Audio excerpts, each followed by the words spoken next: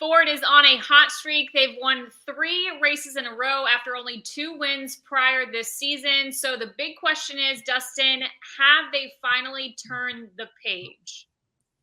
I don't know if you can say Ford's turned the page, quite frankly, because yes, they've won the last 3 races, like you mentioned, but it's only been 2 organizations. And when I look at Ford overall, basically Team Penske often has been the team that's been the leader of the Ford organization.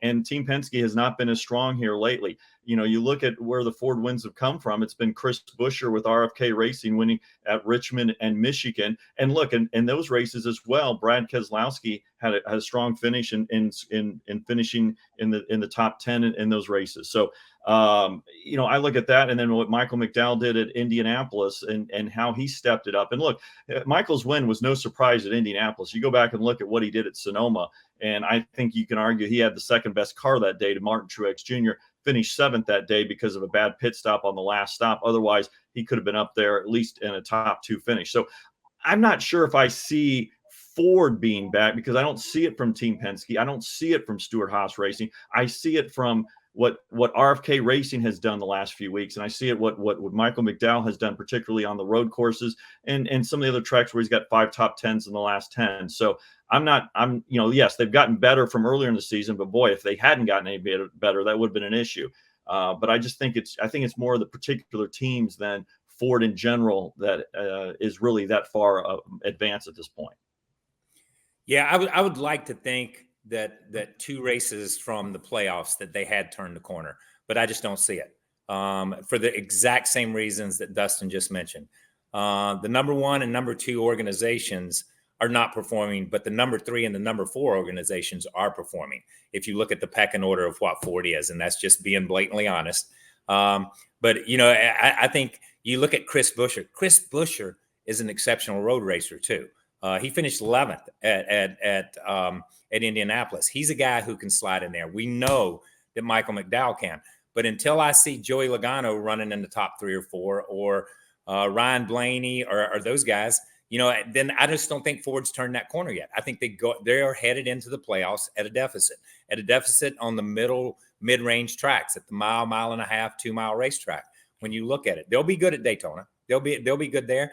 And you know what? There'll be some bright spots for them at Indianapolis or at Watkins Glen.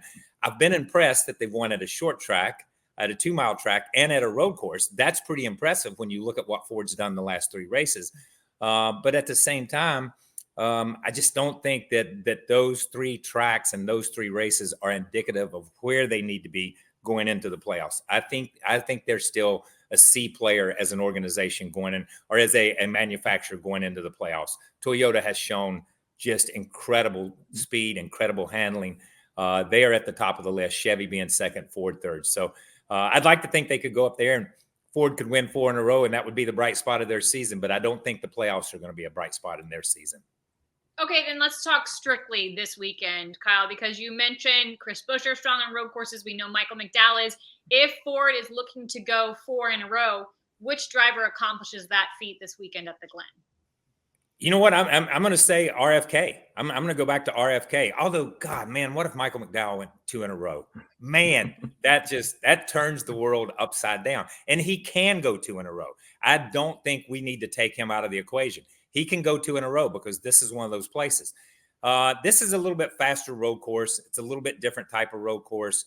It fits Brad Kay to a T, and we've seen him in the mix a million times. And if you go to RFK and you see how he has run at Watkins Glen, you see how Buescher runs there. I think those 3 guys are still Ford's hope. I'll throw Cindric in as the 4th guy. But even though Joey's won there, we look at Blaney. I don't think about Blaney being a road course racer, and I don't think about anybody that Stewart-Haas Racing has as a road course racing. So to stay just strictly in the Ford camp, I would say that his front row is RFK, and maybe I'll throw Cindric in. Dustin? Yeah, I would agree with Kyle in the sense that it's, I'd probably put Michael McDowell 1, and put Chris Buescher 2, and then, maybe Austin Cindric 3 because of his road course experience and history. But boy, it's been a really rough season for Austin this year, and that team won top 10, I think, in the last 18 races. So this would be a great place for them to pick things up and change things and maybe pull out a win to get to make the playoffs, because it's been a really rough season. But yeah, for Ford, I think you're looking at Michael McDowell and Chris Buescher as your top 2 choices, at least right now, going into it. Tune in to see if a Ford can make it 4 in a row. Sunday, 2:30 p.m. Eastern on USA from the Glen. Thanks for watching NASCAR America Motormouths, presented by Toyota. Hi, I'm Parker Kligerman. For more access like this from Pit Road, be sure to click and subscribe to the Motorsports on NBC YouTube channel.